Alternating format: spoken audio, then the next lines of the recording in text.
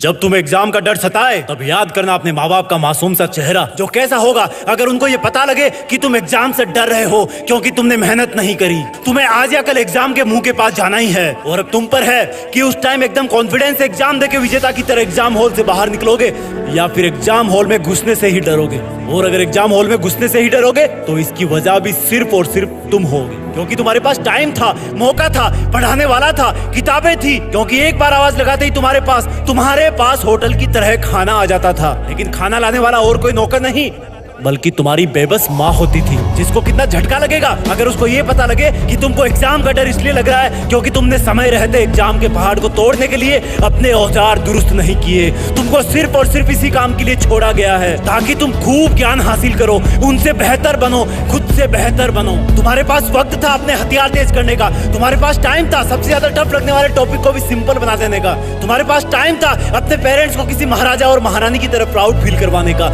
लेकिन तुम चूक गए। और जब रिजल्ट तुम्हारे हाथ में आएगा तब तुम सोचोगे कि यार अगर 2 नंबर और आते तो मेरी पसंद की कॉलेज में घर के पास ही एडमिशन मिल जाता। वो तुम्हें तब रियलाइज होगा जब तुम पहली बार हॉस्टल के लिए अपना सामान पैक कर रहे होंगे। अलग होने के लिए गम में रो तुम भी रहे होंगे, रो माँ बाप भी रहे होंगे कि बेटा तो पढ़ता था, शायद हमारे में ही कोई कमी रह गई इसलिए आज हमें छोड़कर पढ़ने के लिए दूर जा रहा है। तुम्हारे पास और उनके पास सिर्फ पछताने के अलावा कुछ नहीं बचेगा। लेकिन खुशी की बात यह है कि ऐसा हो सकता है, लेकिन ऐसा हुआ नहीं क्योंकि अभी बाजी तुम्हारे हाथ में है। एग्जाम का लड़ने का वक्त तुम्हारे पास में है और कोई हो ना हो तुम तुम्हारे साथ हो।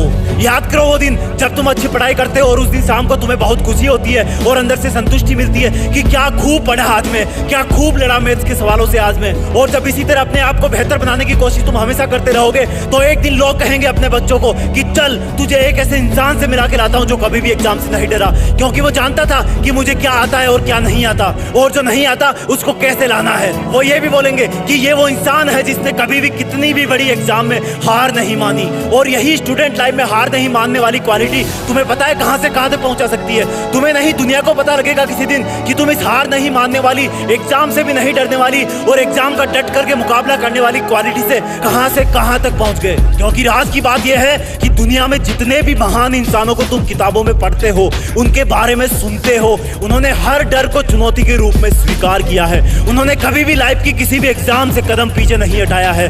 भले ही वो एग्जाम के रिजल्ट में हारे लेकिन कभी भी मन से नहीं हारे। पहले के जमाने में बच्चों को थोड़ा सा बड़ा होते ही गुरुकुल में छोड़ देते थे, वहां पर वो माँ बाप से दूर कई साल तक रहते थे। वो पढ़ते थे और कसरत करते थे, अपने गुरुजी, गुरुकुल और परिवार का मान बढ़ाते थे और वही बालक बड़े होकर कोई राम बन जाते थे, कोई अर्जुन बन जाते थे, जिनके शौर्य की गाथा कई आसमान गाते थे और अब भी गाते आ रहे हैं। मेरा यकीन मानो, पढ़ने लिखने की उम्र में दिमाग पर लगने वाला प्रेशर रियल लाइफ के प्रेशर से बहुत कम होता है। जब अर्जुन गुरुकुल में सीख रहे थे तो शायद उनको भी पता नहीं था कि ये तो प्रैक्टिस है, हकीकत में तो उनको अपना कर्म निभाने के लिए अपने ही रिश्तेदारों के विरुद्ध धर्म युद्ध करना पड़ेगा। कितना मुश्किल रहा होगा उनके लिए। कभी सोचा अपने माँ बाप के चेहरे पर इतनी झुर्रियां क्यों है, या वो तुम्हें लेके क्या क्या सपने सजोते हैं। गुरुकुल में जाने वालों को अपने माँ बाप के चरणों में रहने का अवसर कई साल तक वापस नहीं मिल पाता था, लेकिन तुम इतने लकी हो कि अगर दूर भी रहो तो वीडियो कॉल पर चेहरा देख सकते हो। समझो कि तुम कितने लकी हो जो तुम इस वीडियो को अपने खुद के मोबाइल में देख पा रहे हो। हर किसी को ऐसा सौभाग्य नहीं मिलता, लेकिन जिस उम्र में तुम्हें आगे आने वाली लाइफ के लिए मानसिक और शारीरिक तौर पर तैयार होने की जिम्मेदारी मिले तो उस जिम्मेदारी को कभी नहीं छोड़ना।